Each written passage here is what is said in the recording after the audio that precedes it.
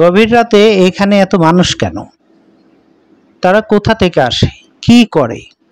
পরিবেশটা আলো আঁধারি, ইয়াং ছেলেমেয়েরা বেশি আসে, বয়স্কদেরও দেখা যায় মাঝে মধ্যে। দিনের আলোতে থাকে ফাঁকা, কতগুলো টং দোকান অলস পড়ে থাকে, কোনোটা পর্দা দিয়ে ঢাকা।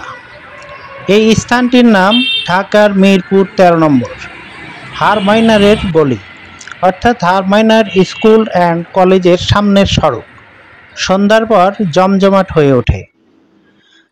আসলে এই দোকানগুলোতে ফাস্ট ফুড বিক্রি হয়, ফুচকা, চটপটি, চিকেন এসব বিক্রি হয় গরম গরম, যা অভিজাত রেস্টুরেন্টের চেয়ে সস্তা।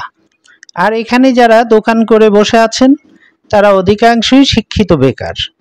এসব দোকান করে তারা সংসার চালায় এবং নিজেদের বেকারত্বের হাত থেকে রক্ষা করছেন। এখন বর্তমানে আমরা এই যে চিকেনের দোকান আছে আমাদের, এটাকে ভাড়া দিতে হয়?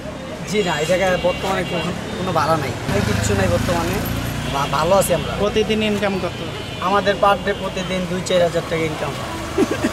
এখন ঈদের বাজার তো, হ্যাঁ ঈদের বাজার তো এই কারণে ভালো জমজমাট ব্যবসা। ঈদের আগেও তো জমজমাট ছিল। জমজমাট হয় কিন্তু এরকম ব্যবসা আমরি না, বলতে হালকা হয় কিছু, অত বেশি না। দেশের বাড়ি কোথায়? দেশের বাড়ি ভোলা আমাদের। পুলিশে চাঁদা নেয় না? জি না, এখন বর্তমানে পুলিশ বলতে কোনো চাঁদা নাই, কোনো কিছু নাই। বিএনপি? না না, বর্তমানে কেউ নেই। এই যে ছাত্ররা নেয় না? না না, এখন বর্তমানে কেউ নেয় না, সাপোর্ট সবাই দেয়, সাপোর্ট দিয়ে রাখতেছে। সাংবাদিকরা চাঁদা নেয়? না না না, কেউ বর্তমানে চাঁদা নাই, সবাই আমাদেরকে সাপোর্ট দিতেছে, বর্তমানে সাপোর্ট দিয়ে রাখতেছে আমাদেরকে, আমাদের ব্যবসায় যে আসি। এলাকার মানুষও বিষয়টিকে ইতিবাচক দৃষ্টিতেই দেখছেন। আমরা সকলের শুভ কামনা করি।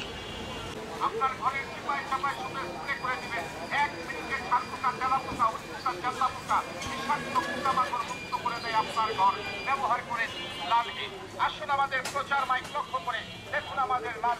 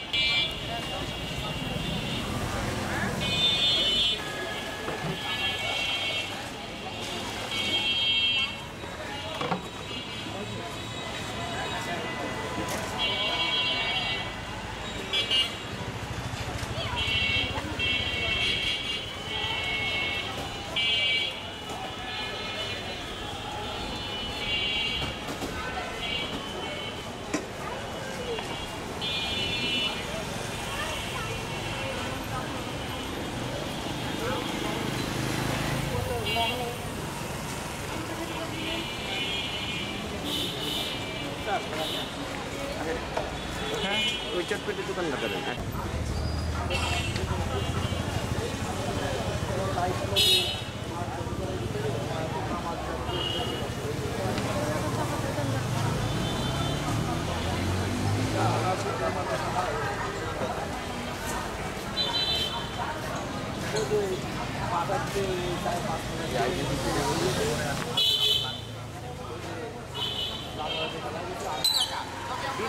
থাকলে যাইতাম আসতাম খাইতাম কথা বলতাম কি আসলে তুলে ধরলে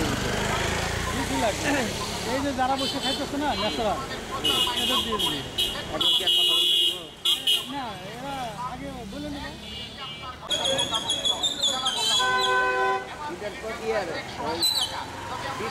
থাকলে যাইতাম আসতাম খাইতাম কথা বলতাম কি আসলে তুলে ধরলে এই যে যারা বসে খাইতেছে না নেশারা, এদের দিয়ে দিবি।